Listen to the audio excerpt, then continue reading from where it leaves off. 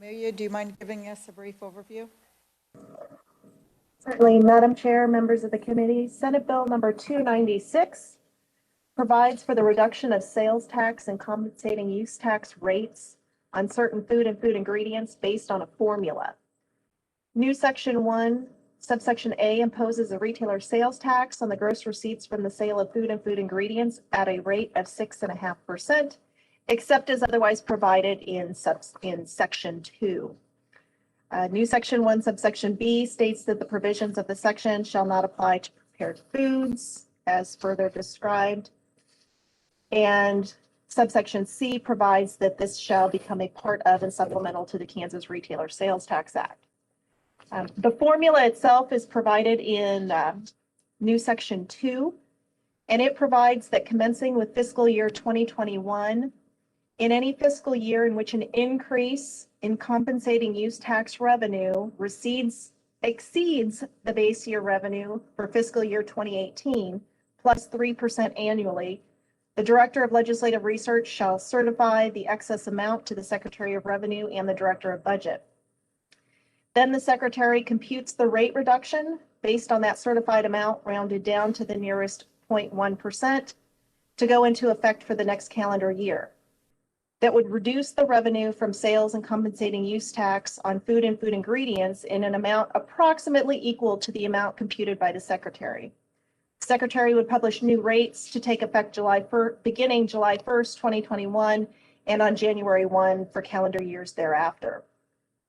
Section 3 amends KSA 79-3602, which contains certain definitions for purposes of the Sales Tax Act.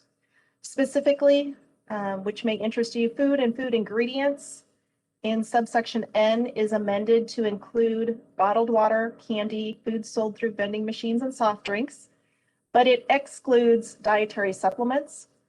Definitions of bottled water, candy, and those terms are also provided in additional subsections. Sections 4 through 7 of the bill then amend certain sales and compensating use tax statutes to incorporate this new rate provision in them. And I do want to note that this particular bill does not adjust the percentage of revenue that's distributed to the state highway fund. It remains at 16.154%. And the bill would take effect from and after publication in the statute book, and I would be happy to stand for questions. Thank you, Amelia. Committee, any questions? Seeing none, our first conferee is written, John McCormick. I would draw your attention to that, committee. Our second conferee is an opponent, John Donnelly. I think it's written only. I would draw your attention to that. We do have neutral testimony, committee. It's James Franco, Emily Fetch, and John McCormick. Committee, we do not have any oral conferees. I'm going to close the hearing on Senate Bill 296, since we do have a full agenda today. Amelia, will you give us a brief overview on the hearing on 2315? Yes, Madam Chair, members of the committee. House Bill number 2315 provides for the higher education deferred maintenance tax credit for contributions to a technical college for capital improvements, deferred maintenance, or the purchase of technology or equipment. The bill would amend KSA 79-32-261 to provide a tax credit for contributions to a technical college for capital improvements, deferred maintenance, or purchase of technology or equipment. The credit could be used to offset income tax, the premium tax or privilege fees, or the privilege tax. The credit would be a refundable credit. The tax credit would be applicable to tax years 2021 through 2025. And the tax credit amount would be limited to not more than $500,000 per taxpayer per year, not more than $500,000 of credit to a single technical college per year, and not more than $3.5 million in total credits in any year the tax credit is in effect. The bill would take effect from and after publication in the statute book, and the bill did pass the House on March 4th on a vote of 119-4, and I would be happy to stand for questions. Committee, are there any questions? Seeing none, thank you, Amelia. Committee, our first conferee is Heather Morgan. Welcome to the committee, Heather.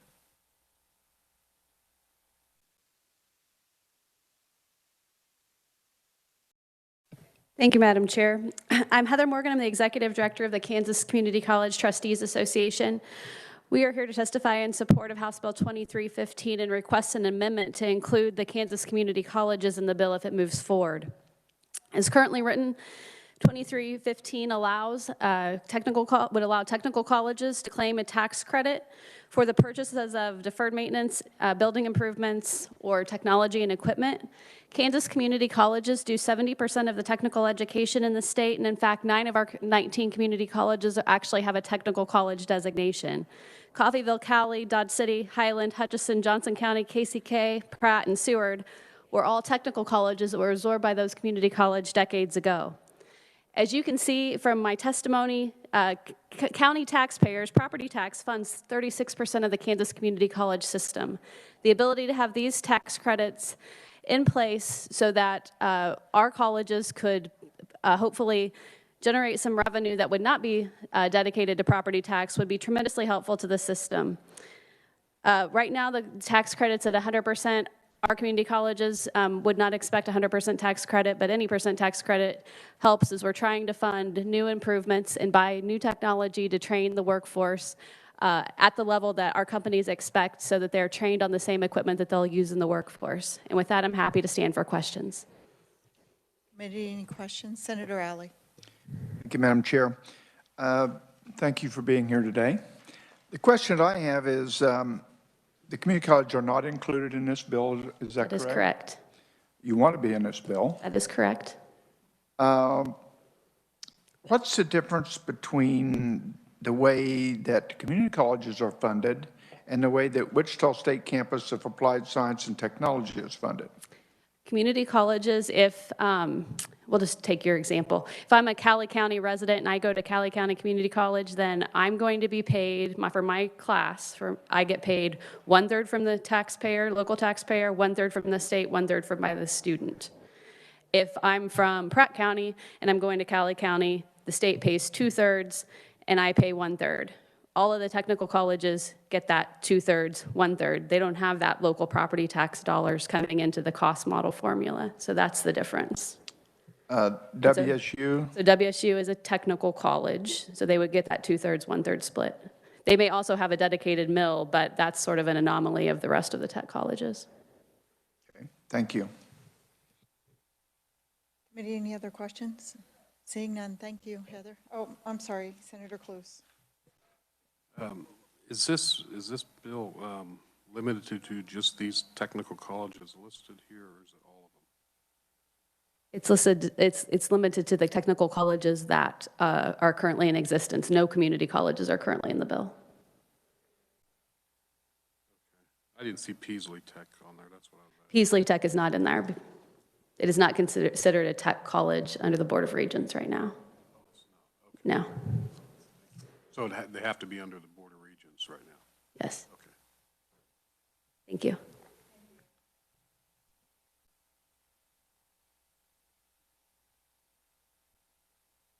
I'm sorry, committee, I'm a little distracted. We're going to have a new baby in the family, so I'm pretty excited about this morning. Yes, she's on her way to the hospital, our goddaughter.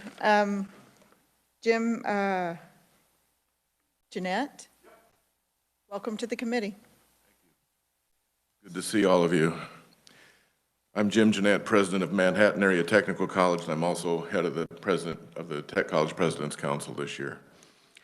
This proposal is critical for us for several reasons, and I'm not going to read word for word the testimony, but I want to get some high points to you. If the funding formula was carried out the way it's supposed to be, we would get 2/3 of our funding from the state, 1/3 from our students, since we don't have taxing authority. The reality is flipped. We get an average of 28% from the state, and our students are paying 72% because the formula's never been fully funded. 2 of our institutions, Wichita Tech, Flint Hills Tech, do get a county appropriation. It's not taxing authority. They get a small amount that's been appropriated from their counties each year in support of their programs.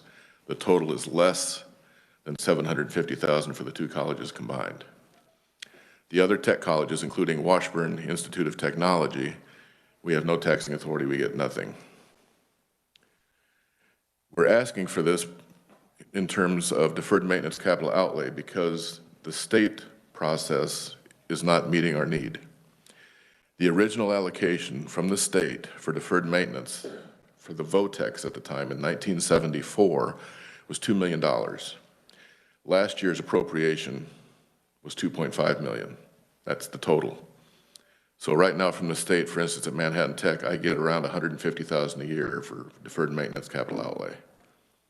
Can't do much with that. Why is this an investment? That's the real question. And if you look at our performance, you will see that we are putting workers into the state rapidly with low to no student debt. They're in essential jobs. They stay in their service areas of our colleges for the most part. They're employees, taxpayers, and consumers. In my case, over 60% of my graduates stay in Riley, Geary, and Pottawatomie counties. We're fixing the air conditioners, we're fixing the cars, we're the nurses in the clinics, et cetera. I also have one of only 2 programs in the state that teach people how to be electric linemen. They make good money with 1 year of college training. There's a lot of statistics in here. I want to draw your attention to a couple of them. On page 2, about halfway down, about 2 years ago, the Georgetown University did the first comprehensive analysis on the return of investment on higher education in the nation. They looked at 4,500 colleges and universities. One of their categories was called net present value over 40 years. What's the value of your education during your 40 years of having a career? And you'll see listed there the top 5 public colleges and universities for the state of Kansas. Number 1 was Washburn Tech. Number 2 was KU, number 3 was K-State, number 4 was Manhattan Tech, number 5 was North Central Tech. So 3 of the top 5 public colleges and universities in the state with the best return on investment were tech colleges. Each of us had an economic impact study done in the winter of 2019. And on page 3, you'll see a summary of that. Wichita Tech is our outlier. It's huge. It's what the rest of us aspire to be. But you'll see there that our annual economic impact is almost $400 million a year. We get a combined total of less than $24 million a year from the state. Our economic impact is equal to almost 7,000 jobs per year. The other reason this proposal, if you would support it, is an investment, is if it goes through, we use local contractors at each of our institutions to do our renovations, to do our capital outlay projects. So the tax credit's going to turn right around and help us do more with the contractors, spend it locally, spend it on building supplies, at the same time ramp up our capacity. My program applications for the fall are going through the roof. The only thing holding me back are facilities for the capacity. And I'd be glad to answer any questions. Thank you. Committee, any questions? Senator Clays.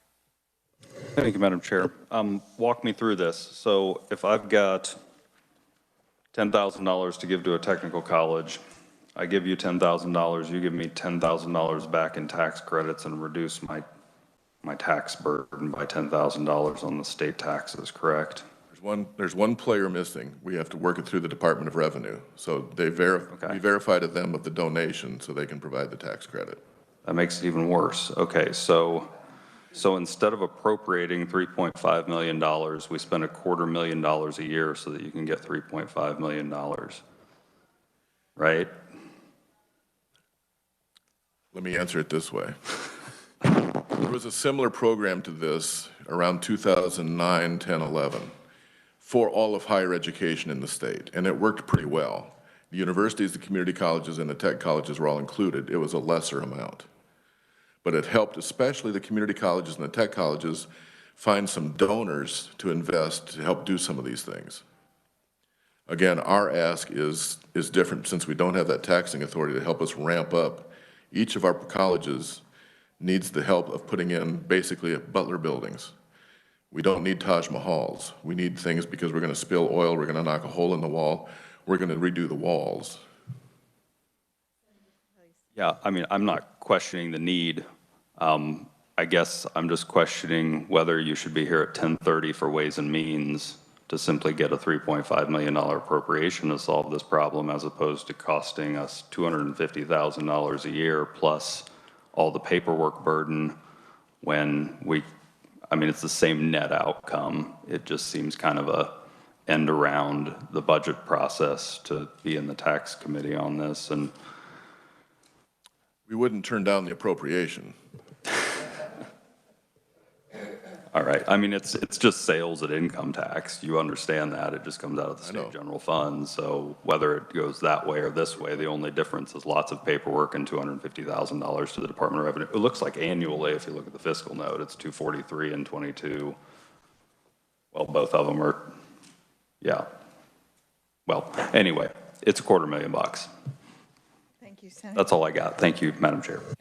And you made a statement about a third is from the state and two-thirds from the student, but how much are you receiving since Senate Bill 155 passed in 2000, and I think that was 12 or 13? Right. Or no, it was 11 or 12. Yeah, I think it was 2011 when it started. And again, on those funds, that's a reimbursement to us for teaching the high school students. Right. But That's, pointing out right. that it's not the student paying for it, it's the taxpayer. right. paying for that. But when I don't have the stats per college in my head. In our case, it amounts to around $350,000 a year in what we're getting with Excel and CTE. But it impacts that equation that you gave us, a third and two-thirds. That's why I said 20, we get around 24 million. The 22 million mentioned here is from appropriations for tiered and non-tiered funding. When I rounded to 24, I'm trying to include the Excel and CTE. Thank you. Senator Baumgardner. Thank you, Madam Chair, and thank you it's good to see you again. Thank you for being here in tax and assessment rather than education. But I think, Madam Chair, what this really brings to light is something that we know to be true throughout the state and through our budget process. I spoke to that in Senate caucus with regard to when we go through that budget process, when we talk about higher ed, the first address of higher ed is Regents institutions. And what's left behind is the crumbs. We know that the 19 community colleges didn't get a 3% haircut. They received a 16.8% cut by the governor. We know that technical colleges, when that was formed and when the oversight committee was addressed, there was a promise, there was a commitment from the state that there would be a mix of funding. And we have never, ever met what was agreed upon at the time that umbrella of technical colleges was created. And, you know, the interesting thing when we talk about what we're going to do for job retraining and getting this state up and out and working, you know, the interesting thing is the technical colleges are the ones that have seen the most tremendous explosion as far as enrollment. And so they are here. This is their workaround because they're not getting the time, they're not getting the budget attention. And we will continue to wallow and not have the workforce that we need. You know, I think that aerospace came to us wanting a special carve out for them, and yet didn't address technical colleges, didn't address those needs.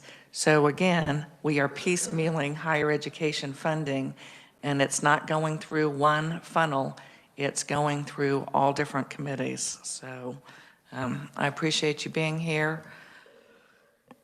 It's a mucky process. It is, and I thank you for bringing that up. It's part of what we discussed yesterday, the pie, and a continuation of our conversation Friday on K through 12.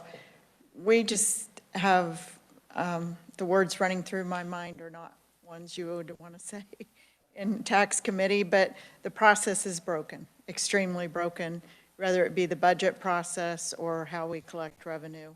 And we do need to take a deep dive on all this and get serious about it. So thank you for those comments. Committee, any other questions?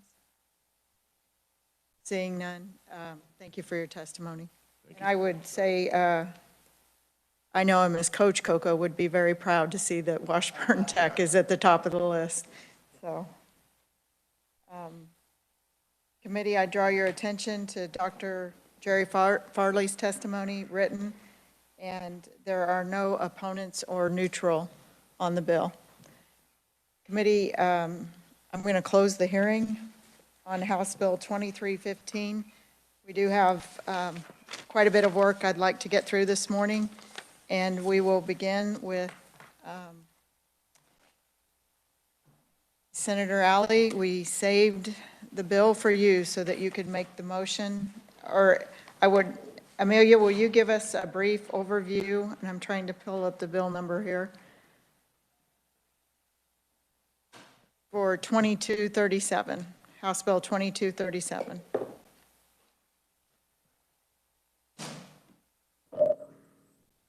Yes, Madam Chair. House Bill 2237, related to rural opportunity zones and extended the time period for eligibility in the loan repayment program and the income tax credit.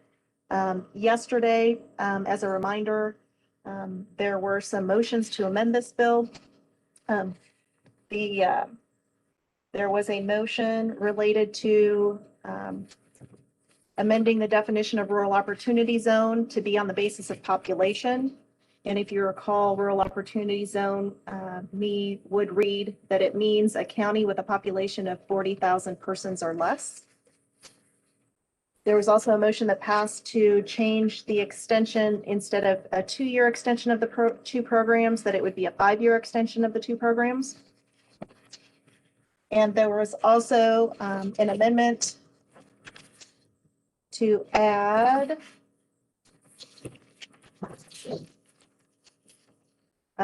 to expand the eligibility for the income tax credit to allow persons who were domiciled in a metropolitan county immediately prior to establishing their domicile in a rural opportunity zone to become eligible for the income tax credit. And there was a notation that in that amendment that would apply, that would also have the 5-year instead of the 2-year as it was drafted. And I would be happy to stand for questions. Thank you. Committee, any questions for Amelia? Seeing none, what are your wishes? Senator Alley. Thank you, Madam Chair. I move let me get the right number. I move we move House Bill 2237 out as amended. Positive. Favorably. Okay. Favorably. It's been moved by Senator Alley, seconded by Senator Baumgardner. Discussion on the motion. Seeing none, all those in favor say aye. Aye. All those opposed say nay. Motion carries. Thank you, committee. We'll turn our attention to Senate Bill 76. Amelia, would you mind giving us an overview?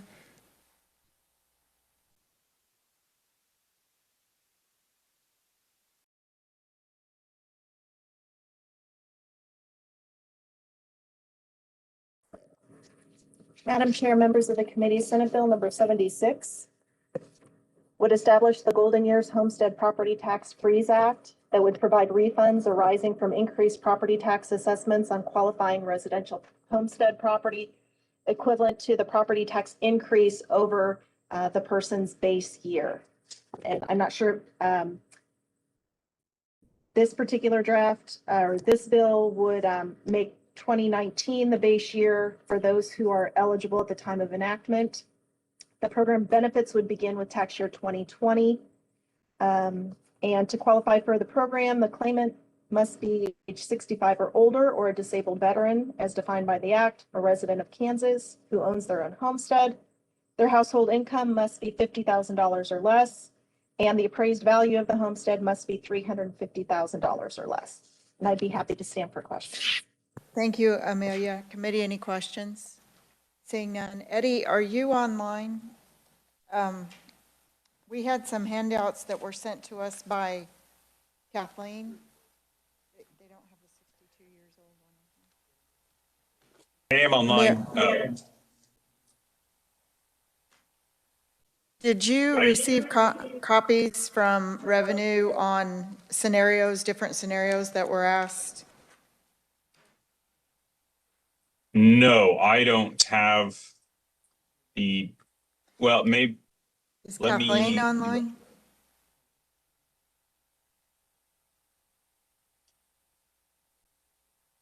I don't believe I have those.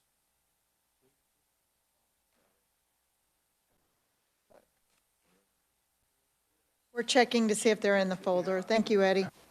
Mhm.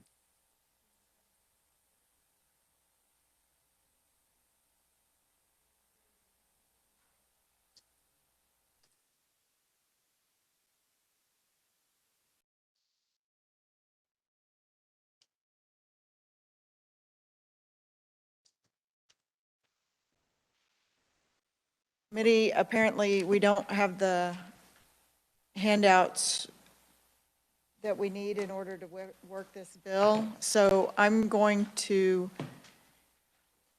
delay action on this. Hopefully, we can get it before we finish our meeting today. And Eddie, would you get with Department of Revenue and get those from Kathleen? There's two different Yes. sets, the one that Senator Holland originally asked for, and then another set that I had asked for that contained the age 62 years in it also. Okay, Could you get those so that we could get those distributed to the committee? I will try to, yes. Thank you very much. Committee, while they're doing that, let's turn our attention to an even more controversial bill. Senate Bill 277. Amelia, would you give us an overview on 277?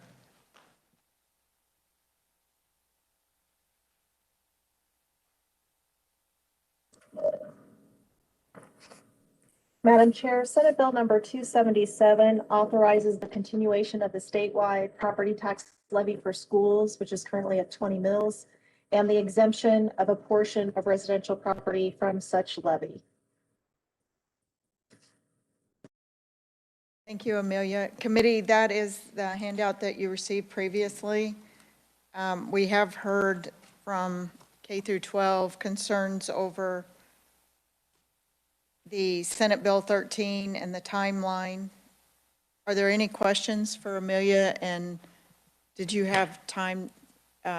I give you a few minutes to look over and review the timeline. What I'd like to do in this bill is address, we passed Senate Bill 13 and concurred on the House's motion to include K through 12 in the reporting mechanism and the meeting requirement. We've heard different testimony from the schools and have different concerns. I would just like to kick off the discussion, and I do have an amendment depending on how the discussion goes with the committee. Committee, any comments, questions? Senator Hall. Madam Chair, this is just my perspective.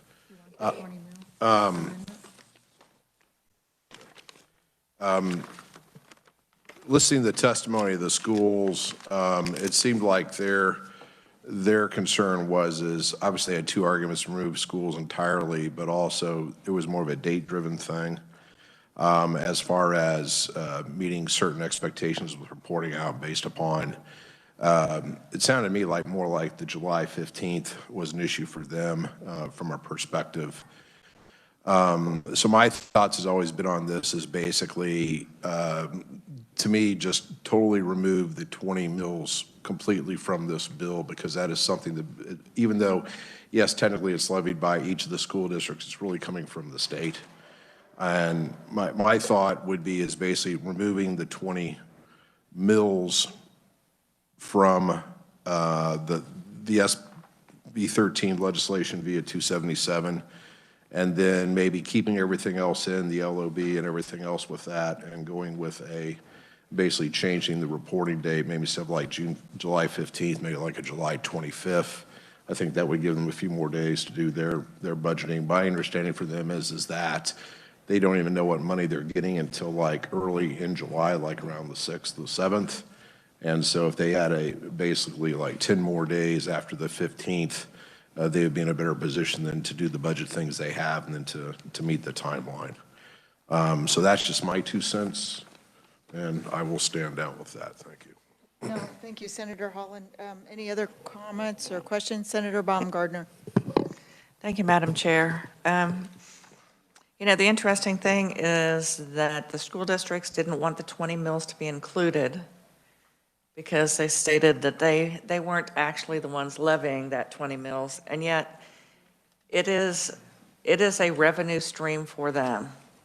And quite frankly, I think that for many on this committee, I'm not going to say all, but for many on this committee, the testimony that we received from our colleague on the House was a big eye-opener that the average increase is 3.6% year over year, and it's been significantly more than that in the most recent years as far as just what that generates for school districts. I think also if you were to look at the chart that school districts publish every year as their official notice, I think, again, if any of us were to go back and revisit that, unless you've been in that process as a governing body, it might as well be in, I'll just say, German. For it is not relevant. It could have been in pounds instead of dollars. It would not be relevant to the average taxpayer. So again, I think if we're going for transparency, there should be an understanding, and we should be sharing the information that 20 mills, regardless of any action that's taken, 20 mills does go to every school district, and they should be able to see what that 20 mills represents. It is a significant portion of the funding that goes to schools, or else schools would have been willing to relinquish that before. Thank you, Senator. Senator Alley. Thank you, Madam Chair. We look at the $350,000 that's on this chart in the original bill. $350,000 is what your home is. I'll take Cali County because I know the number on Cali County went to 175% increase over the last 20 years in the property valuation. So that number, let's just use 150 because it's easier for my math. That number for $300,000 home goes to $450,000 home in increase in valuation. What does that mean to the average homeowner? Let's put it in dollars and cents. That's over $1,000 a year that the homeowner is going to be paying on the 20 mills for their home because the increase in valuation over the last 20 years. So if a home was $300,000, it goes to $450,000. Your 20 mil equals $1,000 more than what it did 20 years ago. So it is significant money. I think the 20 mils needs to be in there, and let's treat everybody the same. That's what we're in here for, to be fair and equal, and every taxing authority needs to be included, fair and equal. Thank you. Thank you, Senator. In good faith, I told our ranking that I would offer this amendment, and I will pass it out now. It is to exclude the 20 mil not from the reporting requirement, but because they would show up on any letter that is sent out, but to remove them from the truth in taxation meeting requirement and notice requirement.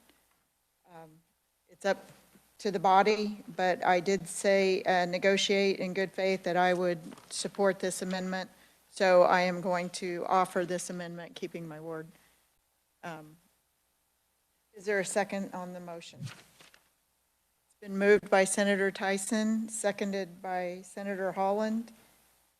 Discussion on the motion, and there should be plenty. Senator Baumgardner.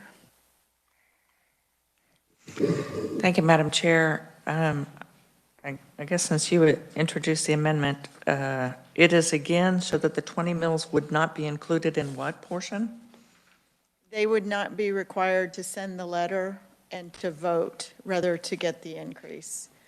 So it would be if another taxing authority in that district sent out a notice, the school portion would automatically be included on the notice, but the school board would not have to vote, or the state legislature would not have to vote on the 20 mil increase valuation, increase accepting.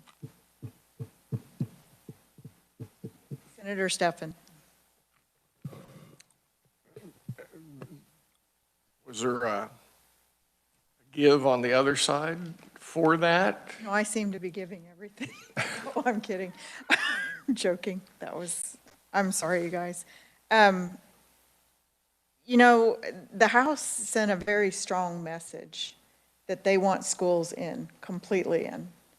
The Senate position, we had removed schools because of, well, a couple of concerns. So this is a compromise between the two. Only removing the 20 mil. Everything else stays in. LOB, capital outlay, all other stays in. This motion's only for the 20 mil. Senator Baumgardner. Thank you, Madam Chair. I think that just perpetuates this notion that because it's 20 mills this year and it was 20 mills last year, that it's the same amount of money. It is not acknowledging that though it's 20 mills, it's the valuation that continues to not have it creep up, but leapfrog up. And again, it perpetuates this notion of, that we continue to hear that schools are underfunded, schools are not receiving the funds that they need, and it doesn't reflect that there's an increase being received by every school district with those 20 mills, along with the other increases that they are receiving. So it is not the whole picture, but it's an important picture of what that funding is. You know, we just had community colleges and technical colleges here. Community colleges, when they raise that mill for their funding, it's the dollar amount, it's not the mill number. So if the assessed valuation is greater than what was predicted, they don't get a penny more. The mill actually comes down. That isn't the situation with our school districts. And so it is a part, I feel if we want to be transparent, it needs to all be there. And there can be a wonderful little asterisk that says the 20 mills is every year, it stays at 20 mills, but the value or the return on that 20 mills increases, and it increased by this much. Thank you, Senator. And we are getting mixed signals from the schools also, because we heard testimony that they're not concerned about being in the notices, just concerned about the dates. So I tried to contact people last night and was not able to reach anybody. But I did reach one of the representatives from the school districts, and they said, of course, they would love to be out, but they're not going to argue against transparency, and their main concern was the date. Senator Holland. Thank you, Madam Chair. So not to be a dead horse, but I'll give this one more effort and then put it to bed. I believe that the 20 mils should not be part of SB 13 because basically, in essence, we're going to basically misdirect the ire of the taxpayers towards the school district, when in fact it should be directed, if anybody, toward the legislature. It's the legislature that sets this rate. And so why are, 297 whatever plus districts are going to send out a notice every year saying, hey, your 20 mils went above the dollar it was over last year? To me, I don't know what that accomplishes. To me, that's confusing the discussion with our constituents as far as, you know, how school finance is funded and who puts that together. That 20 mils, once again, the school districts from the school general fund, district general fund, as well as the LOB, they're not setting that budget independently. It's all dictated by state statute. And so you know, as Mr. Cocking talked about, if we want to have the legislature call a meeting because people are grumpy about the 20 mills, then maybe we ought to listen to our constituents, have them come to Topeka. To me, it's just sowing confusion. I do believe in keeping everything else for the schools. I'm a little bit mixed on the LOB, but that seems to be less of a problem for the schools as well. But to me, the 20 mil is something that we determine here in the legislature. I don't know why we're directing that to the districts. So that's just my 2 cents. Thank you. Committee, any other comments? Senator Stephan? Thank you, Chairman. Yeah, that's a great point. Because when we're trying to create transparency, we're trying to create transparency on those who are trying to mask transparency. And so that's a great point. And it also, that process does cost money. So I do think some thought needs to be given to that. That's a good point. Thank you. An amendment, Senator Baumgardner. Thank you, Madam Chair. The legislature did set the 20 mills, and that was part of the mix of what was negotiated and part of what was mandated by the courts. It was what the courts deemed would be appropriate funding with all of the other revenue streams. What was not acknowledged by the courts was that continued increase of funding coming from the 20 mills. It is important for the taxpayers to see that what school districts are receiving is a mixture of funds. They are putting in their tax dollars for the 20 mills that was set and approved by the courts. So when we talk about transparency, you could easily say that all funding, for the most part, is set by the legislature. You could even argue that the funding for schools was set by the Supreme Court, not by the legislature. But millions and millions of dollars have been spent in court arguing school funding, and it's about time that schools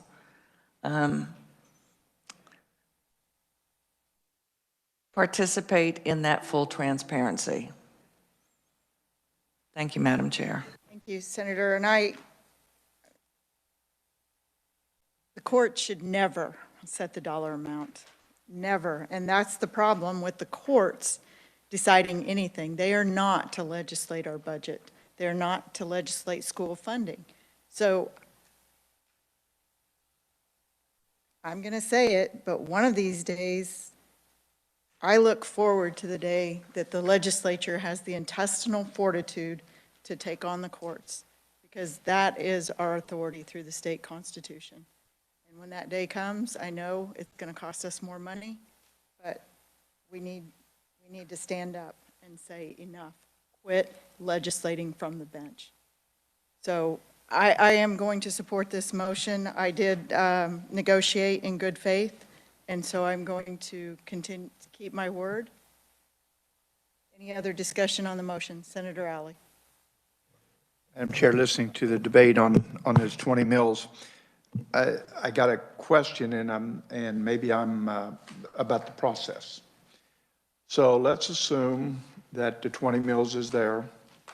Let's assume the valuation goes up, which will generate more money for the school district. Based on this, based on Senate Bill 13, then will that 20 mills be reduced so that schools get? The answer is no. Is that correct? So they're going to continue to receive whatever that 20 mil generates. We're not going to change the 20 mills in this process. All we're going to do is let the homeowner, let the business owner, let the person that is paying the taxes know that that 20 mills does generate more money every year. This is not a reduction in taxes. This is just transparency. Is that correct, Mr. Chairman? Yes, and they would be on the letter either way. The 20 mil is going to be on the letter no matter what that goes out. It's just the letter wouldn't necessarily go out if schools are not included, because because if nobody else in that district chose to raise taxes at that time, then the letter would not go out that year and the school would not be included in that letter. And there is always a motion in order for us to have, work out the timeline so that the legislature votes on a statewide 20 mil instead of a local 20 mil. Every year, the legislature could be forced to vote on the statewide valuation. It's a complicated issue. It is, I understand why the House voted to keep the schools in at an overwhelming majority, 120 to 3. So any other discussion on the motion? If not, I'll move my amendment and we'll vote on it unless there's more discussion. Senator Stephan. Thank you. Is it within our purview now or after we address the amendment to discuss the opportunity to change the mills as was recommended in testimony? It is in our purview, but as Senator, we did have testimony from Representative Jennings that would do that, that would automatically decrease that mill, instead, and that would impact the property taxes. It is in our purview. We do risk opening up the Gannon lawsuit again, just so that we make that decision eyes wide open. I'm not sure everybody's as comfortable as you are on that position, but so committee, the 20 mil is something that we pass every other year. Any other discussion on the motion? Seeing none, all those in Senator Kirshen. Thank you. We're voting now, you are taking the 20 mils out of the Bill 13. You won't be. It's not out of Senate Bill 13. It's still reported, but they would not be required to send a notice or to have a truth in taxation hearing, a meeting, and vote on it in public. They would get the automatic valuation increase if this amendment passes. They still get the increase, but. So if this amendment does not pass, yeah, It goes back to what the House is. it goes back to what the House is. And what the House is requiring is that notices be sent out to everyone in the district and a date and time for a truth and taxation hearing where the school board would vote whether to accept that increase in revenue or not based off of a valuation increase. But as Senator Baumgardner and Senator Alley pointed out, we're required by statute to collect 20 mil. So whether they vote up or down, it would still be a requirement to vote the 20 mil. And I think that's Senator Holland's concern. And Amelia, are you online still?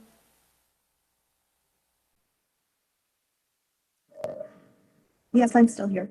Thank you. Is it in our purview to address the 20 mil? I think that might be dangerous, but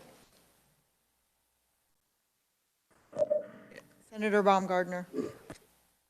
Thank you, Madam Chair. I would say it would be dangerous in that we have not had what I would consider a true hearing on any change to the mill. Not that I'm opposed to having a hearing, not that I'm opposed to that discussion. I think what is essentially our 11th hour, it would be very dangerous to take that sweeping change without a hearing. Yes, thank you, Senator. We did have Representative Jennings' approach, but that probably would have been best introduced as a bill. So, Senator Corson. Thank you, Madam Chair. I just had a question, make sure I'm understanding this right. So the 20 mills, if a city was going to collect more and had to send out the letter and do the other things in SB 13, if a city would have to include the 20 mills in their letter for the school districts that are part of that city, and the same would apply to a county, correct? Okay. And any other taxing authority that encompassed whatever school districts are encompassed in that taxing jurisdiction? Okay, I just want to make sure I understood that part correctly. Thank you very much. Senator Steffen. Thank you. Would it be dangerous to have a discussion? I think I'm going to cut you off right there. No, I'm kidding. As to a floating mill rate that kept the total valuation level.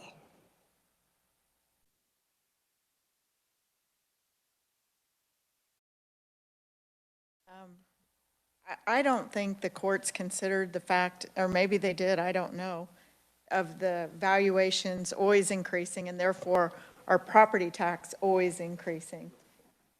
And therefore the school funding always increasing as a result. And as we discussed last Friday, nobody has taken a big picture look, as to use Senator Baumgartner's words, the total pie. We keep looking at pieces of the pie, but never the total pie. And that conversation absolutely needs to occur. Does it occur with Senate Bill 277? We do not have the capacity for that. I wish we did, but we don't. The reality is that we need to deal with the issue that's in front of us and then hopefully pick up this conversation at a later date. Senator Steffen. Because I think we all would probably agree that when the Supreme Court ruled, all they really were looking at was dollars. And we've seen this 20 mills times the valuation increase beyond inflation, so the schools have got a bonus. So we're ahead of the curve right now. So if a person was to create a formula where you had a floating mill rate to keep your total valuation level, you're not cutting anything. You're still ahead of the original mandate. Something to think about. Well, and the comment, I made the comment that the K through 12 was cash rich right now, and the comment at the microphone by one of the conferees was, there's not a person in this room that would disagree with you. So we know that the schools are flush with cash at this moment. But we have to look at the 20 mil, what this committee wants to do. So committee, we are out of time. I move my amendment. All those in favor of the amendment, say aye. Aye. All those opposed, nay.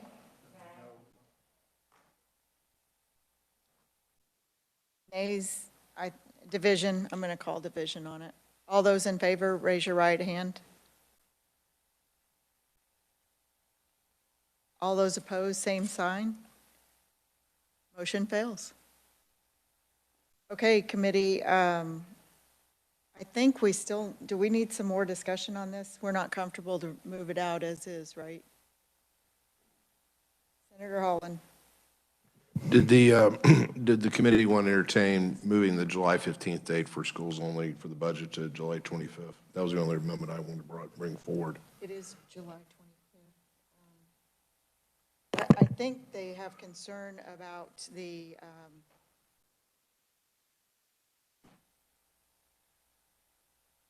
I misspoke. I apologize. But I thought there was a July 15th budget deadline date in there, and the school conferees wanted that moved to July 25th. Amelia, do you, I think we had a handout on that. Amelia, are you familiar with the schools, or Eddie, are you familiar with what the schools? Thank you, Eddie.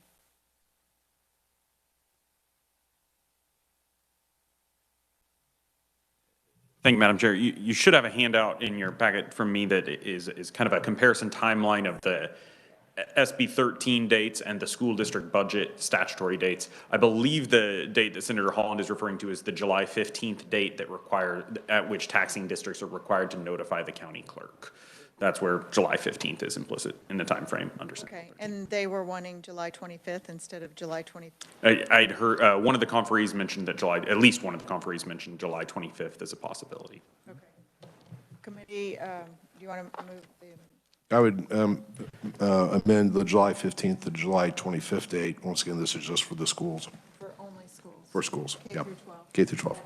Okay, it's been moved by Senator Holland, seconded by Senator Baumgardner. Discussion on the motion? Seeing none, all those in favor say aye. Aye. All those opposed, nay. Motion carries. Committee, what are your wishes on the bill? Would you like another day to digest, or? Okay, Senator Baumgardner? Madam Chair, I move we pass the bill out favorably as amended. Okay, it's been moved. Is there a second? It's been moved by Senator Baumgardner, seconded by Senator Alley. Any discussion on the motion? Seeing none, all those in favor say aye. Aye. All those opposed, same sign, nay? Nay. Would you like to be recorded? Okay. Motion passes. Committee, we're out of time. I thank you for your work. And we will be looking at the golden years tomorrow. You do have the handouts, they were given to you, so please study those and come with recommendations. Thank you, committee.